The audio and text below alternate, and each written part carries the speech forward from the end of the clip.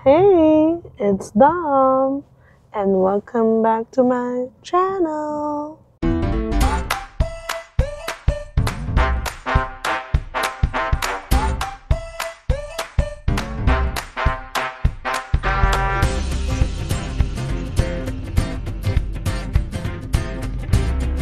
Hi guys! Ngayon pa lang ako lumabas ng bahay namin. So, magpapahangin lang tayo ng konti. So, first stop natin is sa Shoppers. Titingnan ko kung nandiyan na yung mga medications ko. Alam nyo na, kailangan natin magpa-healthy living. So, samahan nyo ako guys. Ayan guys, papunta tayo dito sa Shoppers. Titingnan ko lang kung ready na yung mga meds ko. Ako na lang yung papasok sa Shoppers. So, naiwan muna sila Andrea sa car. Pwede si Adelaide kasi nakatulog siya. So, samahan niyo ako guys. Ayan guys, pabalik na ako sa kotse. So, medyo nagtagal lang ako ng konti kasi in-explain sa akin yung side effects nung new injection ko for my medication. So, hindi pala psoriasis yung, di ba last time dun sa past video ko, I said psoriasis yung meron ako. And nung nag-skin biopsy ako, pala siya, severe eczema pala siya. So, pinalitan nila yung injection ko. So, hopefully this one will work and maging okay na yung skin ko. Ayan, so magmamakdo muna tayo dun sa may Foodie World, dun sa may Kennedy Commons. So, it's like a dinner snack. Kasi yun ang gusto ni Andrea. So, si Adelaide, gigisingin na lang. Kasi hindi namin nadala yung stroller na connected sa car seat niya. So, kain tayo guys. Andito na tayo sa Kennedy Commons. So, kakain na tayo sa McDonald's. So, ito yung McDonald's guys. So, ayan. So, may drive-thru siya, guys. But, papasok tayo sa loob para mag-dine-in. Hi, guys. Dito kami sa McDonald's. Say hi, ate. Pakita ka. Ayan. So, nagwe-wait na lang kami ng order namin. So, umorder kami ng... Si Andrea is Junior Chicken. Ako naman is McChicken. Ayan si Adelaide guys, hindi pa siya nagising, pero kailangan na niyang gumising soon. Ito yung food ko guys, so McChicken, itong drink, french fries, and Junior Chicken naman si ate. Tulog pa rin si Adelaide. Andito kami sa Foodie World, bibili kami ng mga ingredients ng uulamin namin bukas. So, tomorrow, we're having sinigang na hipon. And then, baka dagdagan namin ng fish para masarap. And parang nagkikrave ako ng itlog na maalat. So, we're gonna buy itlog na maalat. Ganito yung supermarket namin dito. Ito yung Foodie World. So, andun yung mga seafood. Ito yung mga frozen food. Tapos dito yung mga veggies. Yan. So, kuha kami ng hipon and fish and itlog na maalat. Nakakuha na kami ng shrimp. So, ngayon maghahanap ako ng corn kasi nung huling punta namin kila Bayaw at kila Sis Monique, si Sana, ang sarap ng corn. Yung, alam mo yung sweet corn talaga siya. So, I think meron din dito sa Foodie World pero hindi ko alam kung ganun kasarap. So, kuha na lang tayo. Ayan guys, nakita ko na yung sweet corn. So, sweet corn 5 pieces for $3.99. So, kuha tayo ng isang pack. Grabe guys, meron na silang Filipino kikiam fishball dito. So, meron din yung mga small version. Yung mga maliliit na version lang. Yung konti lang yung laman. It's $2.99 per pack. Tapos meron din yung mga big portion. So, it's $8.99 naman pag yung malalaking pack. So, pag nagkikrave ka, It's a good thing. Pero for me, it's a little bit pricey. But yeah, I mean, siguro mura na siya compare kung may mas mahal pa dyan, diba? Hindi na ako kumuha ng itlog na maalat, guys, kasi medyo pricey siya. So, nandito lang ako sa mga frozen section. Titingnan ko lang kung may murang sushi dito. Ayan, nakakuha na kami ng sushi, guys. Of course, Andrea's favorite. So, ganito yung kinuha namin ni Andrea kasi yan yung mga masasarap. Yung may salmon, may crab meat. Sabi ni Andrea, guys, popular daw tong ice cream na to. Hindi ko siya alam. Next time, try namin siya. So, may dalawang flavor siya. So, I don't know. So, popular pala siya, sabi ng anak ko. So, try natin next time. Hi, Adelaide! Hi, Adelaide! Ayan, guys, pauwi na kami. So, mostly yung mga binili namin yung pang-ulam bukas. And then, yung gusto ni Andrea. So, nakakuha siya ng sushi na naman. Favorite ng anak ko yan. So, no problem, baby girl. So, show it. This is shrimp, this is salmon. I don't know what this, but it's good. This is crab meat, and I don't know what's this. It's okay. Hindi na ako nakakuha ng itlog na maalat na gusto ko kasi medyo pricey siya. So, next time na lang. So, uwi na kami. Pakainin ko si Adelaide kasi nung nag-McDo kami, tulog na tulog siya. Hi guys, nakauwi na kami from McDonald's and Foodie World. So, pagdating namin kanina, inayos ko lang yung mga tiklupin ko. Binalik ko siya sa mga cabinet. And then, binalik na rin ni Ate Andre yung mga damit niya. So, ayun. Gusto ko lang mag-open up dito sa channel ko about sa nararamdaman ko. Kasi, I've been really struggling as a grieving mother. Sobrang namimiss ko si Adeline. Ang dami kong what if kung andito pa siya, kung anong itsura niya. Malakas din ba siya kumain? So, sobrang bigat lang nung nararamdaman ko. I've been crying and honestly I feel really tired. But I'm trying to be okay.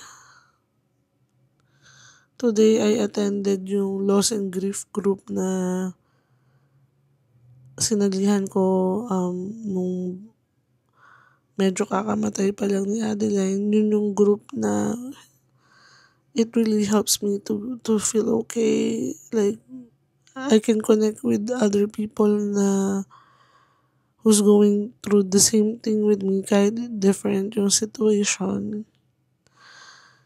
And today, I broke down and cried kasi parang sa kanila na-open up ko lahat ng halos nararamdaman ko. So, I'm really happy na I was able to attend the Loss and Grief group of North York General.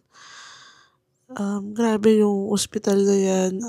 I really love that hospital. That's my hospital ever since I gave birth to Andrea. Kasi lahat ng mga babies ko are North York babies. And I opened up yung parang I've been struggling na parang nagkaroon ako ng trust issues like about leaving Adelaide sa daycare or anywhere kasi parang yun yung naramdaman ko nung after mamatay ni Adeline kasi I didn't expect na ganun yung mangyayari sa kanya sa NICU kasi nga I always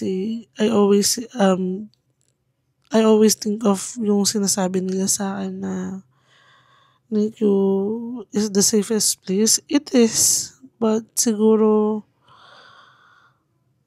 talagang mangyayari yon. And I don't know. Kasi bigat-bigat ng nararamdaman ko, guys. Honestly, wala naman akong sinisisi kung bakit nangyari yun kay Adeline. Ang sinisisi ko naman talaga is yung sarili ko. Kasi, what if wala akong high blood? Baka nandito pa siya kasi kung naging mas healthy lang ako.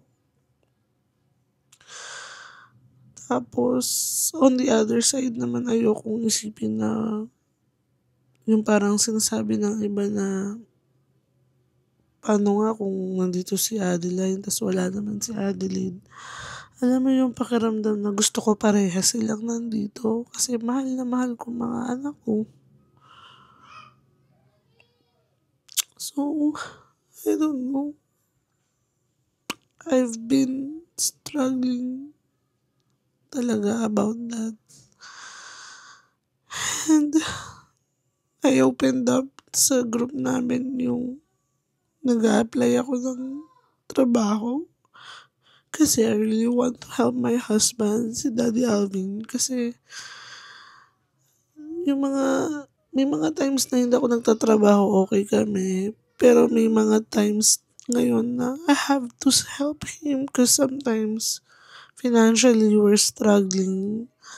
But we are surviving. I mean, di ba syempre, mas okay kasi kapag parehas nag-work. And I'm so sorry to my husband kasi ang tagal ko nang hindi nakapag-work dahil dito sa nararamdaman ko.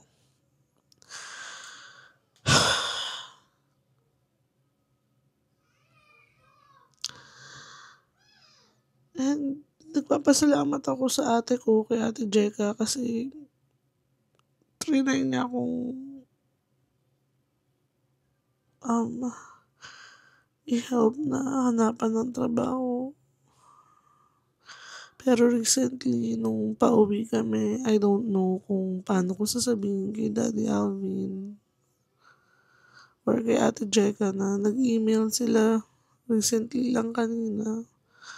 Kaya parang medyo nawala ako sa kondisyon kasi parang bigla akong nalungkot na parang maiiyak na bakit? Nakala ko matatanggap ako. I mean, kinabahan ako. But I did my best sa interview. Sorry, Ate Jay, kung mapapanood mo to ngayon. For sure, pag napanood mo to, I mean, baka nasabi ko na rin sa'yo. Pero, I'm looking forward na makuha yung trabaho pero hindi ko nakuha, Ate.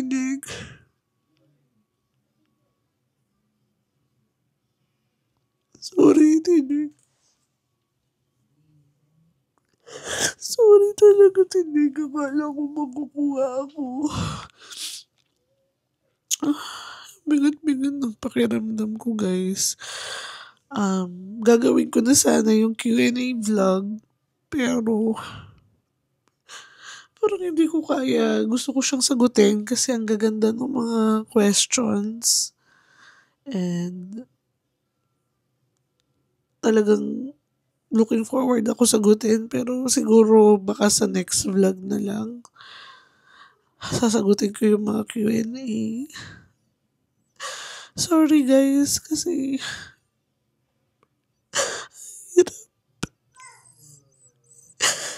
it's been almost 3 years na. Pero I'm struggling. I'm struggling so bad. Kung pwede lang tanggalin yung pain na nararamdaman ko para maging okay lahat.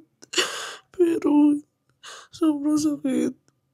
Alam mo yung iniisip mo na pinagbuntis ko yung anak ko ng 8 months. I only had 8 days. 9 days siya na buhay pero honestly 8 days ko lang siya nakasama. Tapos biglang mawawala I know I have a rainbow baby, but a rainbow baby is not a replacement. I I I I always say na yung rainbow baby is the one who heals our heart, our broken heart when Adeline passed away. But she will never be a replacement and Adeline will never be replaced. So, ayun lang. Sobrang dami kong frustration ngayon. Ang bigat ng pakiramdam ko. Kasi gusto ko makatulong sa asawa ko. Gusto ko maging mabuting ina sa mga anak ko. And nahihiya na rin ako sa family ko kasi parang I feel like I'm still the weak one.